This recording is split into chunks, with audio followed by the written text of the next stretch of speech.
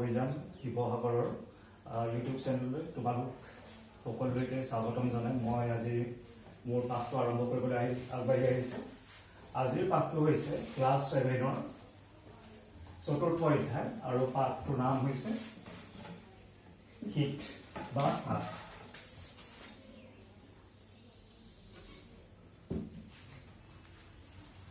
তাপ বুলিলে আমি কি বুজো? তাপৰ ডাইৰেক্ট সম্পৰ্ক আছে গৰম আৰু চেঁচাৰ ওপৰত। আমি সকলোৱে জানো আমি গ্ৰীষ্মকালত কপাহী কাপোৰ পৰিধান কৰোঁ আৰু শীতকালত উনি বস্ত্ৰ বা ঊলৰ কাপোৰ আমি ব্যৱহাৰ কৰোঁ।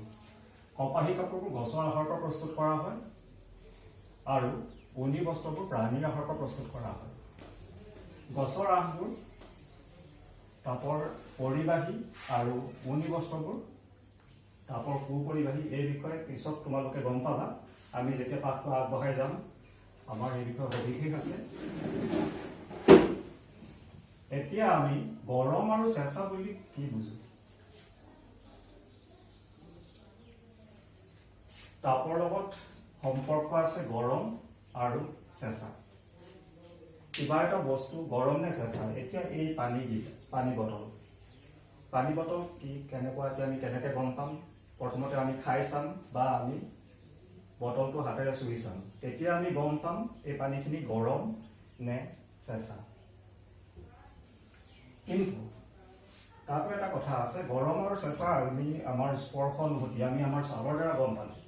কিন্তু মই এতিয়া এইখিনি ঠাণ্ডা পানী সলনি যদি আৰু বেলেগ 2 বটল পানী আনি থওঁ, 2 বটল যেনিবা গৰম পানী, আৰু তোমালোকে চুই চালা যে এইটো বটলো গৰম পানীৰ বটল, সিটো বটলো গৰম পানীৰ বটল, এতিয়া তোমালোকে গম পাবা জানো যে কোনটো বটল বেছি গৰম বা কোনটো বটল বেছি ঠাণ্ডা? নিশ্চয় নোপোৱা। কিয় নোপোৱা? আমি আমাৰ স্পৰ্শ অনুভূতিৰ দ্বাৰা কিমান গৰম বা কিমান ঠাণ্ডা সেই কথাটো আমি গম পাব নোৱাৰোঁ। আমাৰ স্পৰ্শ অনুভূতিটো আমাৰ ইমান ৰিলায়েবল নহয় বা আমি আমাৰ সকলোবিলাক কথা আমি গম পাব নোৱাৰোঁ। আৰু এটা উদাহৰণ দিছোঁ, ধৰি লোৱা আমি 3টা বাতি লৈছোঁ।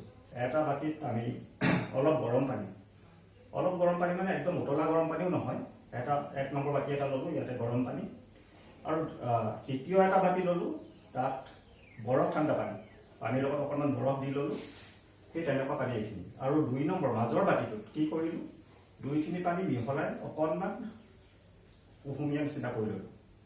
এতিয়া মই মোৰ এইখন হাত গৰম পানী ডুবাই দিলোঁ আৰু এইখন হাত ঠাণ্ডা পানীত ডুবাই দিলোঁ, বৰফ পানী। অলপ দেৰি থোৱাৰ পিছত 2খন হাত উলিয়াই আনি মাজৰ বাতিটোত দি দিলোঁ। কি দেখা পালোঁ? মই যিখন হাতেৰে গৰম পানীখিনি চুই আছিলোঁ সেইখন হাত কি লাগিলে? ঠাণ্ডা লাগিলে। আৰু এইখন হাত যিখন মোৰ ঠাণ্ডা পানীত ভৰাই থৈছিলোঁ, বৰফ চেঁচা পানীত ভৰাই থৈছিলোঁ, সেইখন কিন্তু ইয়াত লাগিলে মোৰ গৰম লাগিলে। গতিকে আমি গম পালোঁ যে স্পৰ্শৰ দ্বাৰা আমি গৰম চেঁচা এইবিলাক প্ৰকৃত খুব ভালভাৱে গম পাব নোৱাৰোঁ। সেইকাৰণে আমি কি কৰোঁ, তাৰ কাৰণে আৰু এটা বস্তু আমি গম পাওঁ, তাৰ কাৰণে আমাক এটা স্পেচিয়েল বিশেষ এটা সঁজুলি লাগে,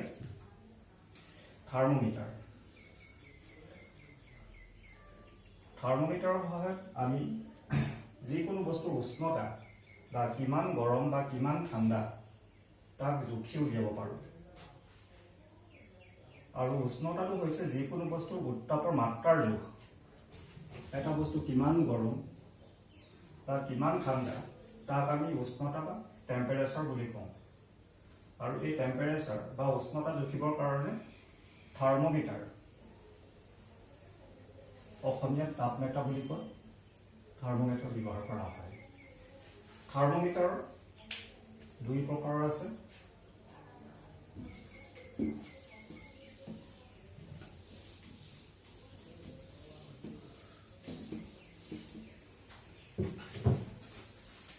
এটা হ'ল ক্লিনিকেল থাৰ্মোমিটাৰ।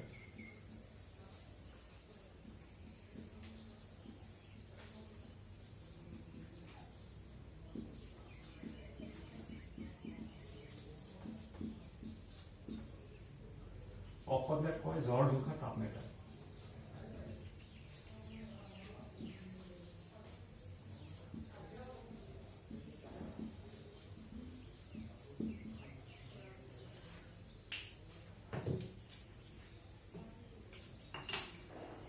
এইটো এটা ক্লিনিকেল থাৰ্মোমিটাৰ বা জ্বৰ জোখা তাপমেটাৰ। ইয়াত এতিয়া আমি কি দেখা পাম? ইয়াত আমি কিছুমান ইয়াতে স্কেল এটা দেখা পাইছোঁ, আৰু ইয়াত এটা আমি কিছুমান দুফালে দুডাল স্কেল আছে, আৰু এইপিনে এটা বাল্ব আছে। বাল্বটোৰ ভিতৰত পাৰা নামৰ এবিধ পদাৰ্থ আছে। কিন্তু এই ক্লিনিকেল থাৰ্মোমিটাৰ বা জ্বৰ জোখা তাপমেটাৰটো ব্যৱহাৰৰ কিছুমান বিশেষ নিয়ম আছে। আমি যেনেকৈ মন যায় তেনেকৈ ইয়াক ব্যৱহাৰ কৰিব নোৱাৰোঁ।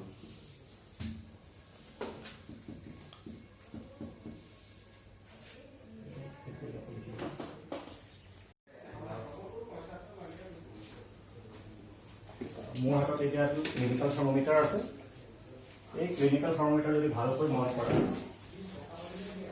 কি দেখিবা? প্ৰকৃত ক্লিনিকেল থাৰ্মোমিটাৰ বা জ্বৰ জোখা তাপমাত্ৰাৰে মানুহৰ শৰীৰৰ উষ্ণতা জোখা হয়। মানুহৰ শৰীৰৰ উষ্ণতা জোখা হয় প্ৰথমতে, আৰু এডাল দীঘল ঠেক আৰু সূক্ষ্ম কাঁচৰ নলীৰে ইয়াত নিৰ্মাণ কৰা হয়। যদি চোৱা, ইয়াত যদি ভালকৈ চোৱা, এডাল দীঘল ঠেক আৰু কাঁচৰ এডাল সূক্ষ্ম নলী। সূক্ষ্ম নলী মানে এনেকুৱা নহয় যে ই ক'ৰবাত বেছি বহল হ'ব, ক'ৰবাত বেছি ঠেক হ'ব। তোমালোকে যদি ভালকৈ চোৱা দেখিবা যে এই নলীডাল এমূৰৰ পৰা সিমূৰলৈ ইয়াৰ প্ৰস্থটো সমান। ক'ৰবাত বেছি ঠেক, ক'ৰবাত বেছি বহল নহয়। ইয়াৰ এটা মূৰত এটা বাল্ব থাকে। এইটো এটা বাল্ব। এই অংশটো বাল্ব বুলি কোৱা হয়, আৰু ইয়াক পাৰাৰে পূৰ্ণ কৰা হয়। ইয়াৰ ভিতৰত ৰূপালী ৰঙৰ যিটো পদাৰ্থ আছে, সেই ৰূপালী ৰঙৰ পদাৰ্থটো পাৰা বুলি কোৱা হয়। আৰু বাল্বৰ পাৰা স্তম্ভৰ উচ্চতাই আমাৰ শৰীৰৰ উষ্ণতা নিৰূপণ কৰে। জ্বৰ জুখিবলৈ ইয়াক সাধাৰণতে মানুহৰ জিভাৰ তলত বা কাষলতিৰ তলত সুমুৱাই দিয়া হয় বাল্বটো, আৰু পাৰা স্তম্ভৰ উচ্চতা বাঢ়ি যায়, আৰু পাৰা স্তম্ভৰ উচ্চতা গৈ যি টুকুৰাত ৰয়গৈ, আৰু সেই জেগা টুকুৰাত এই স্কেল দুডালৰ যিটো মান আছে, সেই মানৰ সহায়ত শৰীৰৰ উষ্ণতা নিৰূপণ কৰা হয়। আৰু আমাৰ মানৱ শৰীৰৰ স্বাভাৱিক উষ্ণতা হৈছে ৩৭ ডিগ্ৰী চেলচিয়াছ।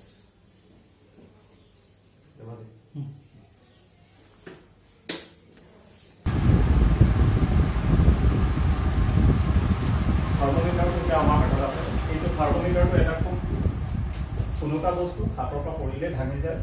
গতিকে আমি খুব সাৱধানেৰে থাৰ্মোমিটাৰ ব্যৱহাৰ কৰিব লাগে। আৰু থাৰ্মোমিটাৰ ব্যৱহাৰৰ কিছুমান নিয়ম আছে, সাৱধানতাসমূহ লোৱাৰ যথেষ্টখিনি নিয়ম কানুন আছে।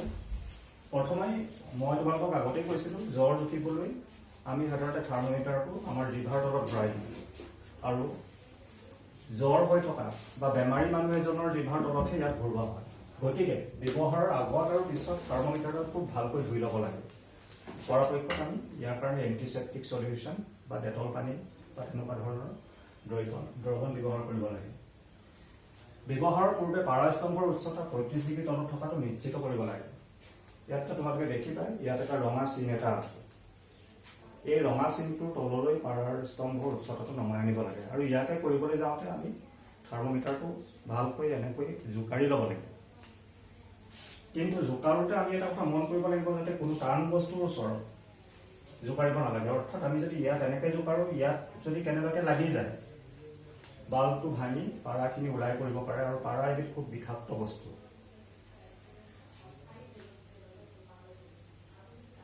পাৰাৰ অন্তিম অংশ দৃষ্টিৰেখাত লৈহে পাঠ ল'ব লাগে। তাৰপিছত জোকৰাৰ পিছত আমি জিভাৰ তলত আমি ভৰোৱালো।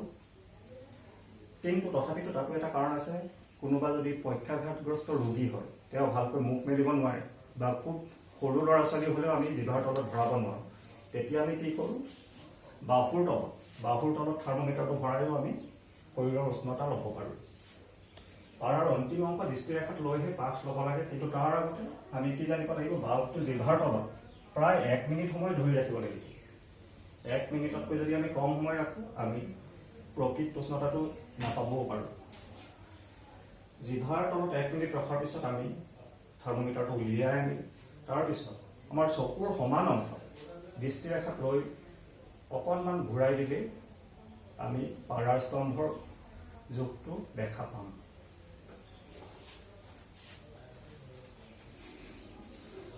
আৰু পাঠ লোৱাৰ সময়ত আমি বাল্বটো ধৰি ৰাখিব নালাগে।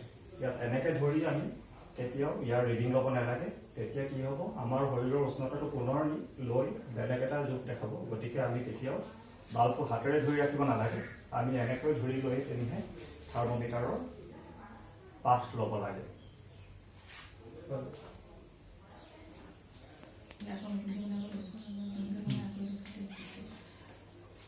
আমি জানো যে আমাৰ শৰীৰৰ স্বাভাৱিক উষ্ণতা হৈছে 37 ডিগ্ৰী চেলচিয়াছ। 37 ডিগ্ৰী চেলচিয়াছ আমাৰ শৰীৰৰ স্বাভাৱিক উষ্ণতা।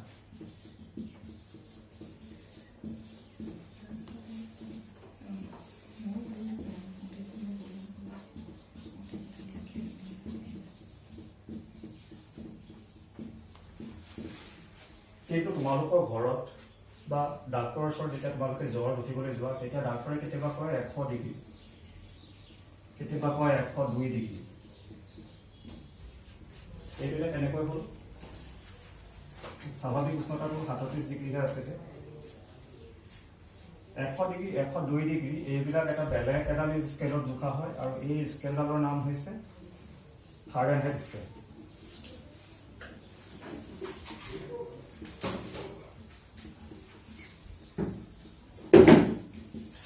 অৰ্থাৎ এটা জ্বৰ জোখা তাপমাত্ৰা বা এটা ক্লিনিকেল থাৰ্মোমিটাৰত দুডাল স্কেল থাকে।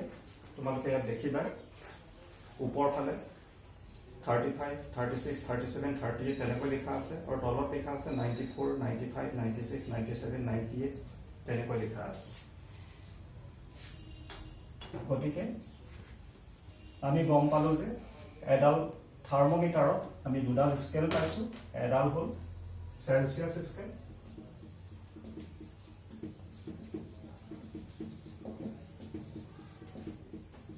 আৰু আনডাল হৈছে ফাৰেনহাইট স্কেল।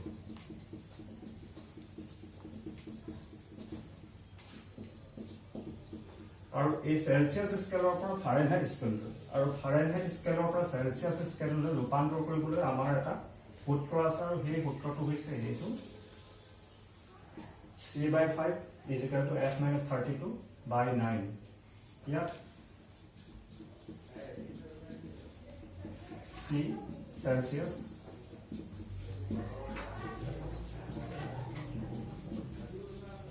আৰু F ফাৰেনহাইট।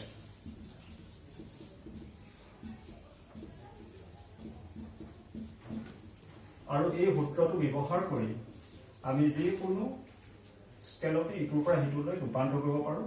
এতিয়া আমি চাওঁ আমাৰ শৰীৰৰ স্বাভাৱিক উষ্ণতা 37 ডিগ্ৰী চেলচিয়াছত ফাৰেনহাইটতকৈ কিমান হ'ব।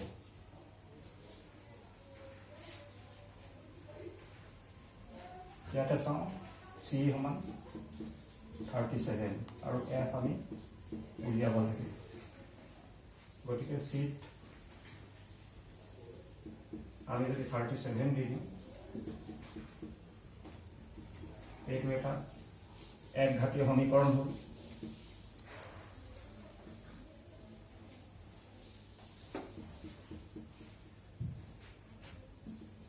সমীকৰণ সমাধান কৰি আমি ইয়াৰ উত্তৰটো অতি সহজতে উলিয়াই ল'ব পাৰিম।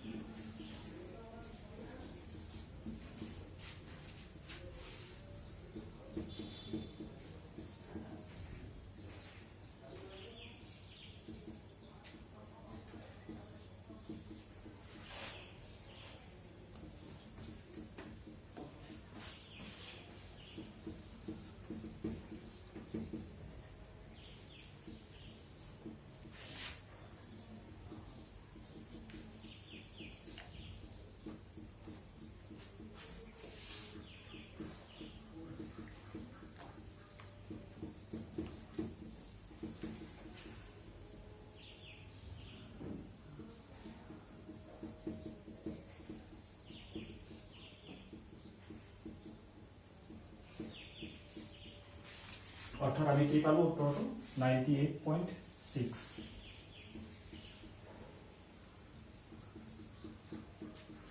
অৰ্থাৎ ইয়াৰ পৰা আমি কি গম পালো 37 degree Celsius is equal to 98.6 degree Fahrenheit.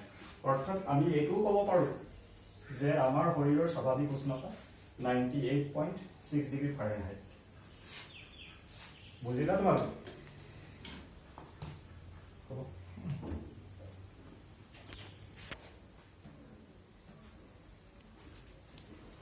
Clinical থাৰ্মোমিটাৰৰ পিছত আমি এতিয়া আলোচনা কৰিবলগীয়া অন্যটো থাৰ্মোমিটাৰ হৈছে পৰীক্ষাগাৰৰ তাপমাত্ৰা বা লেবৰেটৰী থাৰ্মোমিটাৰ।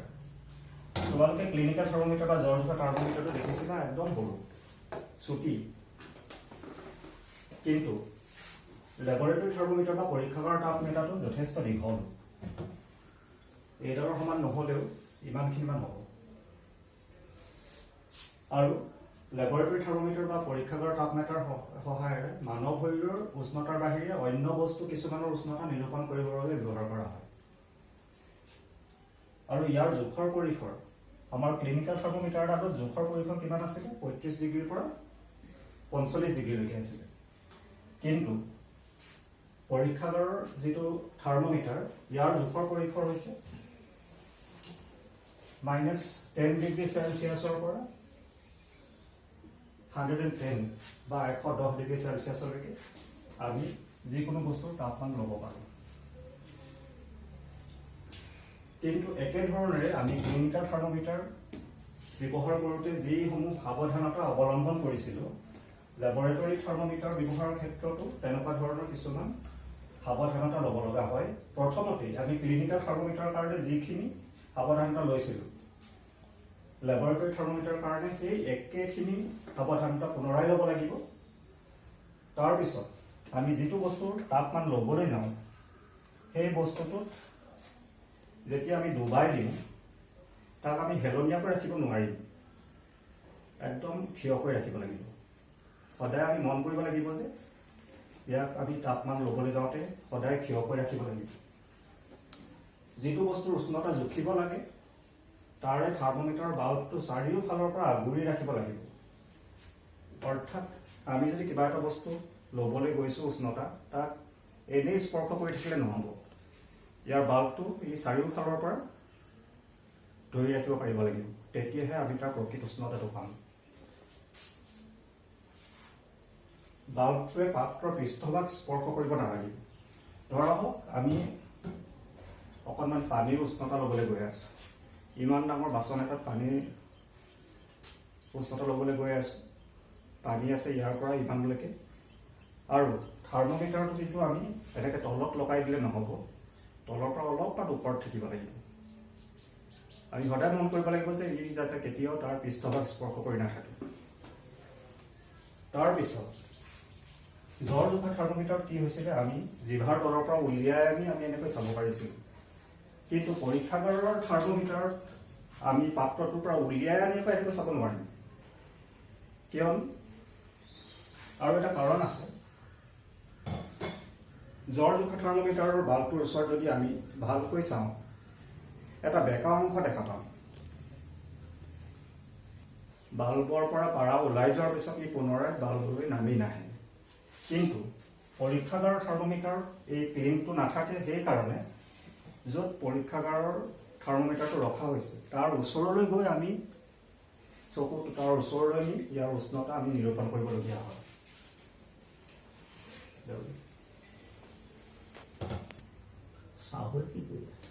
বৰ্গৰ ছাত্ৰ ছাত্ৰীসকল, ইমান দেৰি তোমালোকক মই গৰমৰ চেঁচাৰ ধাৰণা, ক্লিনিকেল থাৰ্মোমিটাৰ বা জ্বৰ জোখা তাপমাত্ৰাৰ ধাৰণা আৰু পৰীক্ষাগাৰৰ থাৰ্মোমিটাৰৰ বিষয়ে এটা ধাৰণা দিবলৈ চেষ্টা কৰিলোঁ।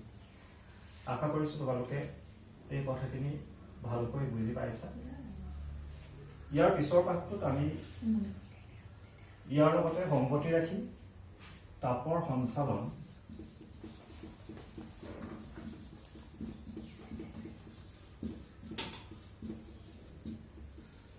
অৰ্থাৎ তাপ কেনেকৈ এটা বস্তুৰ পৰা আন এটা বস্তুলৈ পৰিবাহিত হয় বা সঞ্চালিত হয় সেই বিষয়ে আলোচনা কৰিম। আজিলৈ ইমানেই, ধন্যবাদ।